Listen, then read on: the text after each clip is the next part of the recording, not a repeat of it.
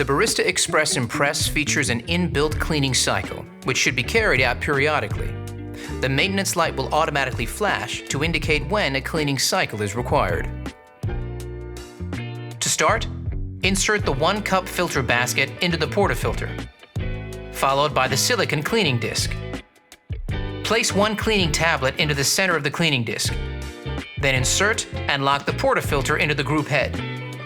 Before you start the cleaning cycle, make sure the water tank is filled to the max line with cold water, the drip tray is empty, and the machine is turned off. Press the 1-cup, 2-cup, and power buttons simultaneously and hold for 3 seconds. The cleaning cycle will commence and last for approximately 5 minutes. The machine will beep 3 times and return to standby mode once completed. Remove the portafilter and ensure the tablet has completely dissolved. If the tablet has not fully dissolved, repeat the steps until the tablet has dissolved. Once the tablet has completely dissolved, remove the cleaning disc, then reinsert and lock the portafilter into the group head.